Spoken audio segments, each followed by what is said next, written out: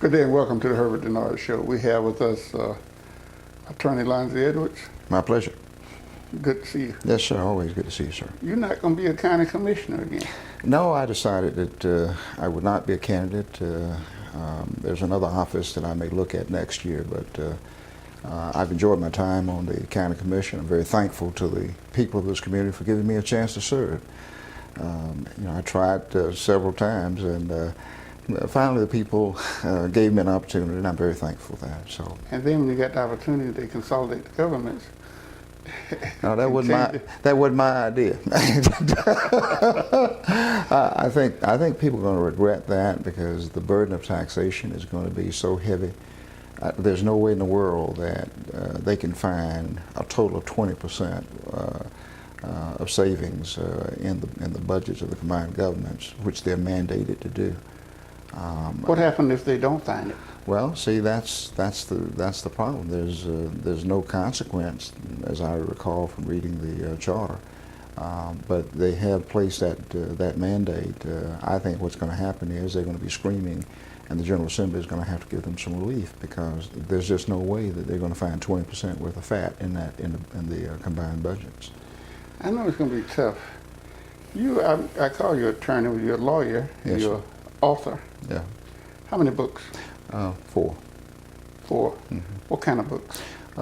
Couple on race, one on Christian education, one on church conflict, another one focused on theology of church stuff, and have a couple of things in progress.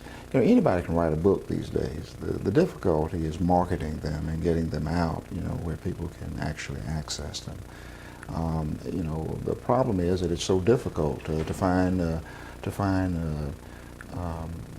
an agent, somebody who can facilitate your access to the big commercial publishing houses. But with the digital revolution, almost anybody can write a book now, and that's exactly what's happening. And basically, the option is self-publishing, and that is now a very viable option for a lot of people.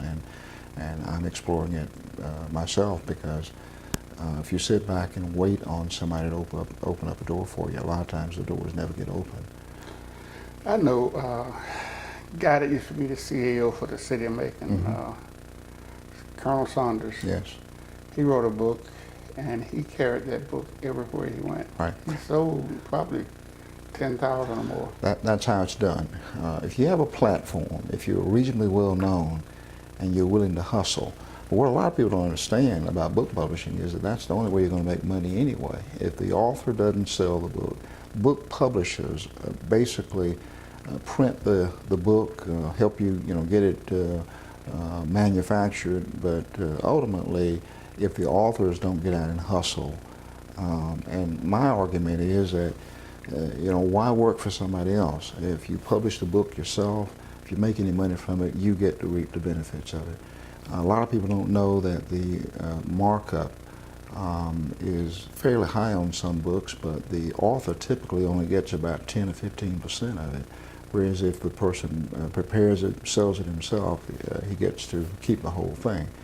When you look at the cuts that various people get out of it, you go on Amazon, you go on some of these other big online marketing outfits, they may want 40 or 50% of the list price of the book. That's a lot. And then when you add on the other costs that are associated with marketing and getting a book out there in the stream of commerce, you're talking about very little left for the author if you do it the traditional old-fashioned way. There are a lot of people who are being very successful self-publishing. There are lots of options. People who can type, who can do desktop publishing.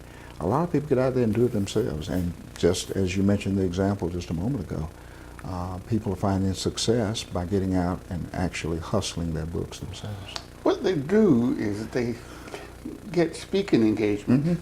That's one platform. That's one option. Right. And then when they finish speaking, they say, to read more about this, sure, I have some books in the back. Sure, absolutely. And they try to sell the books that way. No question. There are many different ways. The only limit is the imagination of the author. If the author is imaginative, willing to work hard, there's no question a person can make far more money producing their own books and getting them out there. There are people who are making hundreds of thousands of dollars doing it themselves. It's hard work. People shouldn't be under any illusions about it. I mean, if you have a day job, you have to work like a lawyer. I mean, gee whiz. As a pastor, I just don't have the time to get out there and do that. A person who is willing. But you don't give up, though. I don't give up. No, I mean every opportunity I get, certainly. But the problem is, it is hard work, and I just don't want anybody to think that it's pie in the sky, that something's going to fall in your lap for doing nothing. It doesn't happen. The people who make money self-publishing are people who get out there and hustle. They have to hustle. You know, a lot of the ministers like Joel Osteen, T.D. Jakes, Gotten rich. on the books. Sure. Rick Warren, another great example. Oh yeah, Rick Warren. Became a multimillionaire basically on one book, The Purpose-Driven Church. Right. The Purpose-Driven Life. It is absolutely He had about amazing. 3 or 4 of them Yeah. tied almost exactly around it. Exactly. So there are plenty of opportunities out there. The problem is, they always say about us is if you want to hide something from us, put it in a book.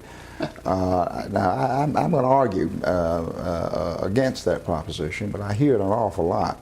And basically what they're saying is that we don't read. And I think there's some argument that maybe that is beginning to change a little bit. It depends on what the subject matter is. If it's something that people find useful, I think our people will read. And I think certainly the women probably are leading the way in that area.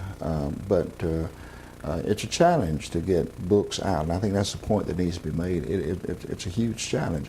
Those guys have platforms. Joel Osteen speaks to thousands of people every Sunday. Has a massive television network, the same of T.D. Jakes. There aren't many of us who have that kind of platform. But you know, when you listen to T.D. Jakes, he comes to Atlanta, I think, once a year. Women be loosed, or something like that. Yeah, woman, thou art loosed. Right, thou art loosed. Yeah, I don't even know the name of it. Yeah. But those he, conferences, right? But notice who he's catering to. He didn't say men. He didn't focus on men. He focuses on women. I mean, for some reason, he has picked up on something that strikes a responsive chord with large numbers of black women.